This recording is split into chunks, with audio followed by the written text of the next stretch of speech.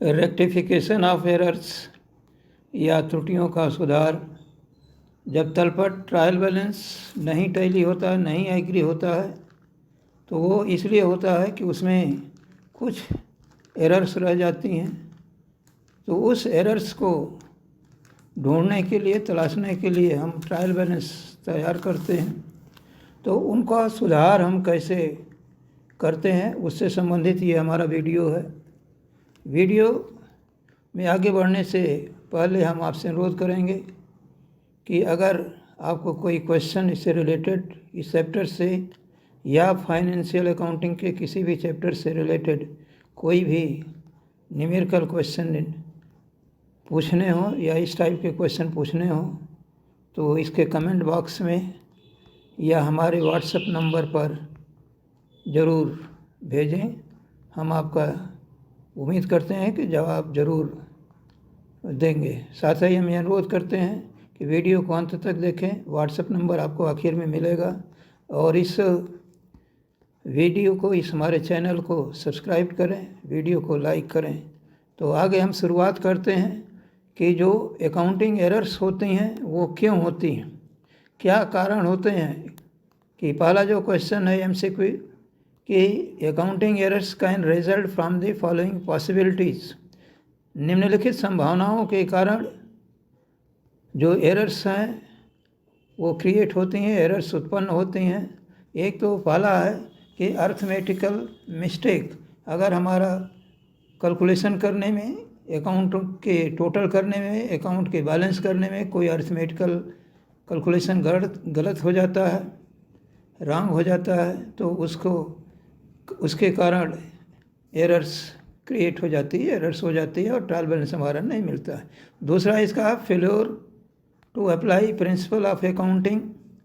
Accounting के principle, accounting के लेखांकन के जो सिद्धांत हैं, उन सिद्धांतों के अप्लाई न होने के कारण में जो गलतियां हो जाती हैं, उनका सही ढंग से पालन नहीं करते हैं, तो ट्रायल बैलेंस नहीं टैली होता, यानी एरर्स क्रिएट हो जाती हैं। या जो मिसयूज़ है, अकाउंटिंग इन्फॉर्मेशन है कोई है, उसको या तो जानबूझ करके छिपा लिया गया है, छोड़ दिया गया है, या कोई मिसयूज़ हुआ है, तो उसके कारण एरर्स उत्पन्न होती हैं। और ऑल ऑफ दीज यानी डी है। तो जो एरर्स हैं वो क्यों उत्पन्न होती हैं? एक तो अर्थमेटिकल मिस्टेक्स, गलती त्रुटियों के कारण। दूसरा failure to apply principle of accounting, लेखांकन सिद्धांतों के पालन का अभाव होता है। और सी जो है मिसयूज और ओमिशन ऑफ सर्टेन इन्फॉर्मेशन, कुछ निश्चित सूचनाओं के छिपा लेने से या छूट जाने से या उसका दुरुपयोग करने से गलतियां उत्पन्न होती हैं। और डी इसका उपरोक्त सभी, यानी ये तीनों कारण होते हैं किसी क्वेश्चन में या किसी ट्रायल बैलेंस में गलती होने के कारण होते हैं, क्रिएट होती हैं जो एरर्स होती हैं। इसके बाद सेकंड क्वेश्चन है errors can be rectified at the following stages. कि जो अशुद्धियाँ हैं उनका रेक्टिफिकेशन किन स्तरों पर, किस स्टेज पर कर सकते हैं।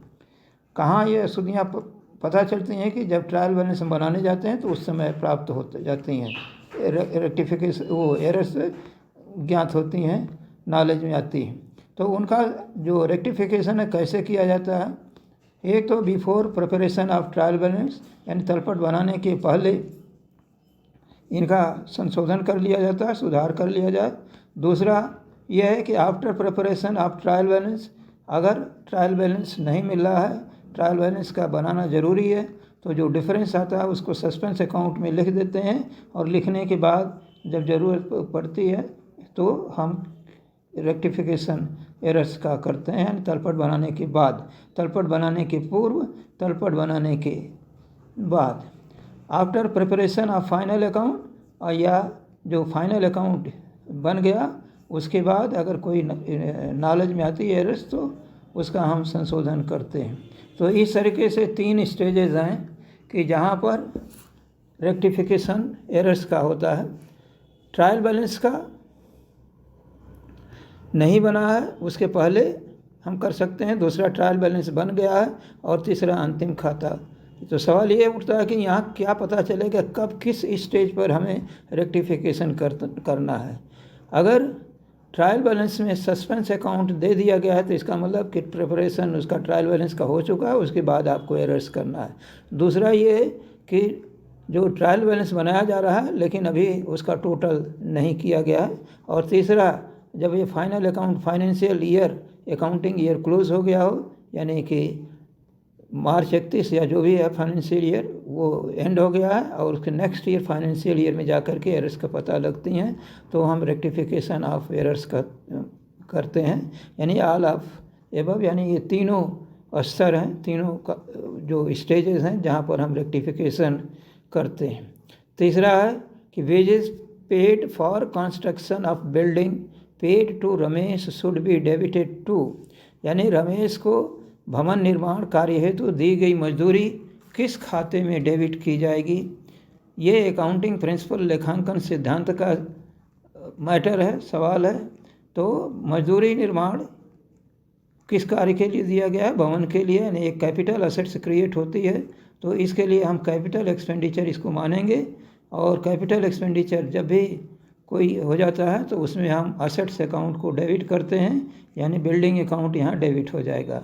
रमेश का जिसको वेजेस का भुगतान किया गया उसका पर्सनल अकाउंट डेबिट नहीं होगा। वेजेस ये रेवेन्यू एक्सपेंडिचर नहीं है, क्योंकि ये बिजनेस से रिलेटेड जो डेली रूटीन है उसके बिजनेस से रिलेटेड नहीं है, बल्कि बिल्डिंग का कंस्ट्रक्शन हो रहा, असेट्स क्रिएट हो रही है, इसलिए हम इसको बिल्डिंग अकाउंट में डेबिट करेंगे, ना कि वेजेस अकाउंट में। और डी इनका बैंक अकाउंट, यानी जो 3 विकल्प, इनके 4 विकल्प दिए गए हैं तीसरे क्वेश्चन से रिलेटेड, वो क्या है कि नंबर ए इसका आंसर होगा, जिसमें भवन खाता डेबिट किया जाएगा, भवन निर्माण के लिए जो मजदूरी दी गई। इसके बाद चौथा क्वेश्चन है कि sale of old office furniture should be credited to, जो ऑफिस का फर्नीचर है पुराना उसको बेचा गया तो किस खाते में क्रेडिट किया जाएगा? सेल्स अकाउंट में, या ऑफिस फर्नीचर अकाउंट में, या मिसलेनियस इनकम में, या ऑफिस इक्विपमेंट में। तो यहाँ असेट्स बेची गई है, पुरानी असेट्स बेची गई है, तो हम ये नॉर्मल बिजनेस का सेल्स नहीं होता है बल्कि असेट्स का सेल्स होता है, इसलिए हम असेट्स अकाउंट को क्रेडिट करते हैं, यानी ऑफिस फर्नीचर अकाउंट को क्रेडिट करेंगे, ना कि सेल्स अकाउंट को, ना कि मिसलेनियस अकाउंट को। ये फर्नीचर जो है ऑफिस फर्नीचर में स्टैंड किया है डेबिट में, तो उसको बेचने पर उसको क्रेडिट कर दिया जाएगा। ऑफिस इक्विपमेंट भी इसका उपकरण, कार्यालय उपकरण नहीं होगा। तो इस तरीके से चौथे क्वेश्चन का आंसर बी होगा, यानी कार्यालय फर्नीचर खाता, जो ओल्ड फर्नीचर बेचा गया उसका विक्रय की एंट्री हम क्या करेंगे कि बैंक या कैश अकाउंट को डेबिट करते हैं, ऑफिस फर्नीचर अकाउंट को क्रेडिट करते हैं, इसलिए ऑफिस फर्नीचर अकाउंट में ये क्रेडिट कर दिया जाएगा।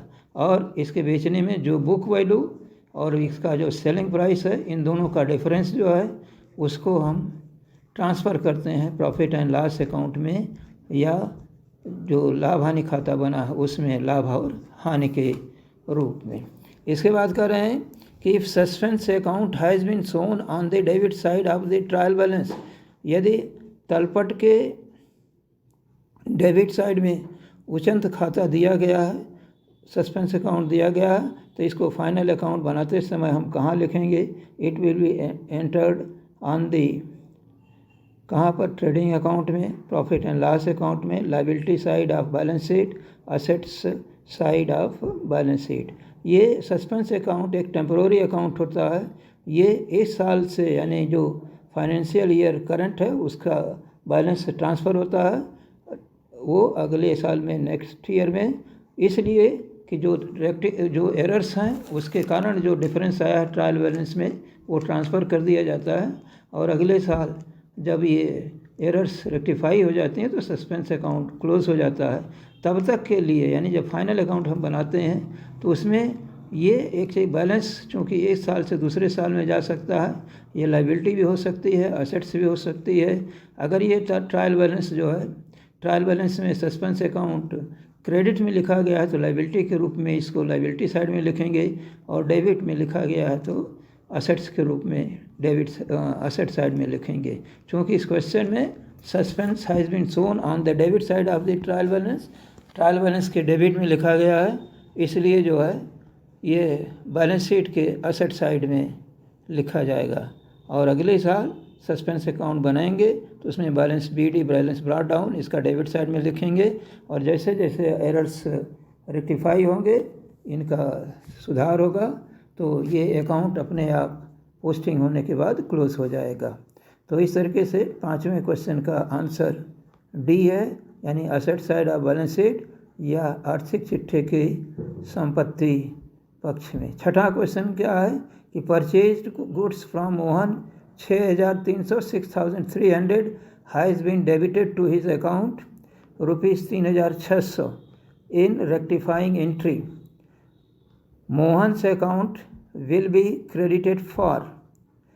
कह रहे हैं कि 6,300 का जो इनका वो हुआ है, माल ख़रीदा है, किससे? मोहन से ख़रीदा है, तो मोहन गिवर हैं, इसलिए इनके अकाउंट को क्रेडिट किया जाना चाहिए था 6,300, लेकिन उसके जगह पर इन्होंने 3,600 मोहन के अकाउंट को डेबिट कर दिया है।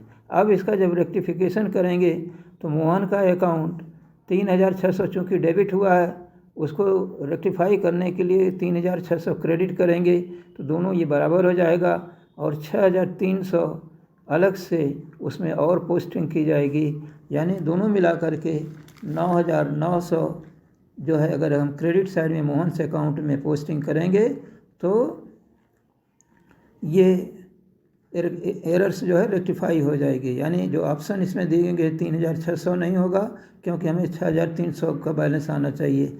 6,300 नहीं होगा क्योंकि 3,600 उसमें ऑलरेडी डेबिट हो चुके हैं, तो उसको ख़त्म करने के लिए भी 3,600 का करना पड़ेगा। और C 9,900 ये करेक्ट आंसर है, 9,600 भी नहीं होगा। इस तरीके से 6ठे क्वेश्चन का आंसर C है, जिसमें 9,900 है। तो मोहन के खाते में अगर हम लिख देंगे कितना 9,900, तो जो डेबिट में 3,600 गलत लिखा है वो माइनस हो जाएगा, और बाकी 6,300 बैलेंस उसके आ जाएंगे। इसके बाद 7वां question, rent paid to landlord 5,000 was credited to rent account. In the rectifying entry, account will be debited to ₹5,000, 10,000, 5,000 और 10,000, none of these. रेंट यानी भूस्वामी को किराया दिया, और किराए की रकम किराए खाते में डेबिट होनी चाहिए, रेंट अकाउंट में डेबिट होनी चाहिए, लेकिन डेबिट की बजाय रेंट अकाउंट जो है क्रेडिट हो गया 5,000 से। तो इसको रेक्टिफाई करने के लिए 5,000 जो क्रेडिट है उसको डेबिट कर देंगे, और फिर जो है डेबिट वाले को बराबर करने के लिए, क्रेडिट वाले को बराबर करने के लिए डेबिट में हमें कितना रकम लिखनी पड़ेगी? 10,000 रुपये। तो रेक्टिफिकेशन में क्या हो जाएगा? रेंट अकाउंट में 5,000 रुपया जो है जो ओरिजिनल एंट्री है उसके लिए, और 5,000 रुपया जो गलत क्रेडिट किया गया है उसके लिए 10,000 रुपये की पोस्टिंग हो जाएगी। तो इस तरीके से इसका आंसर जो है B होगा। तो भूस्वामी को किराया 5,000 रुपये का भुगतान किराया खाता में क्रेडिट कर दिया गया है, और इसका सुधार करते समय हम किराया खाते को डेबिट करेंगे 10,000 से। इस तरीके से 8वां क्वेश्चन में one sided errors are rectified by, एक पक्षीय अशुद्धियों का संशोधन किस प्रकार से करते हैं? एक पक्षीय अशुद्धियाँ यानी वन साइडेड एरर्स का मतलब है कि ऐसी एरर्स जिनसे एक अकाउंट अफेक्ट होता है, एक अकाउंट गलत होता है, तो उसका जो रेक्टिफिकेशन है उसको कैसे करते हैं? 4 ऑप्शन दिए गए हैं इसमें। By posting an affected account, यानी जो अकाउंट गलत है उसको में पोस्टिंग के जरिए कर सकते हैं, या बाई पासिंग जर्नल एंट्री, या बोथ A एंड B, या D जो है नन ऑफ दिस, यानी इनमें से कोई भी नहीं। यानी कि एक पक्षीय अशुद्धियों का संशोधन 2 तरह से किया जाता है। क्यों 2 तरह से किया जाता है? कि अगर ट्रायल बैलेंस में सस्पेंस अकाउंट ओपन कर दिया गया है, सस्पेंस अकाउंट लिख करके ट्रायल बैलेंस का टोटल टैली कर लिया गया है, तो डिफरेंस सस्पेंस अकाउंट में चला गया। और अगर सस्पेंस अकाउंट नहीं लिखा गया है, ट्रायल बैलेंस का भी टोटल नहीं किया गया है, तो केवल एक खाता हमें संशोधित करना पड़ेगा, सुधार करना पड़ेगा, जिसे जो गलत है। तो जो अफेक्टेड अकाउंट है, अगर वन साइडेड एरर है तो उस अकाउंट में हम डेबिट करेंगे या क्रेडिट करेंगे जैसे ज़रूरत होती है। अगर अमाउंट मान लीजिए ज़्यादा लिखा गया है तो अपोजिट साइड में लिख देंगे, और कम लिखा गया है तो क्रेडिट उसमें उसी साइड में लिख देंगे। तो one sided error by posting के ज़रिए हो सकती है उस कंडीशन में जब ट्रायल बैलेंस का डिफरेंस सस्पेंस अकाउंट में न लिखा गया हो। लेकिन अगर डिफरेंस सस्पेंस अकाउंट में लिख दिया गया तो हमें जर्नल एंट्री के ज़रिए उसका रेक्टिफिकेशन एरर्स का करना होगा। इस तरीके से 8वें क्वेश्चन में दोनों ऑप्शन है क्या कि बोथ ए और बी, यानी आंसर इसका सी होगा, यानी कि पोस्टिंग के ज़रिए भी हो सकती है और जर्नल एंट्री के ज़रिए भी इसका रेक्टिफिकेशन हो सकता है। इसके बाद 9वां क्वेश्चन में क्या है कि in case of rectification of errors after preparation of final account which statement is true. अंतिम खाता बनाने के बाद अगर अशुद्धियों का संशोधन किया जाता है तो कौन सा कथन सत्य है। Net profit will be change, यानी अगर रेक्टिफिकेशन होता है और नॉमिनल अकाउंट गलत हैं तो नेट प्रॉफिट आपका बदल जाएगा।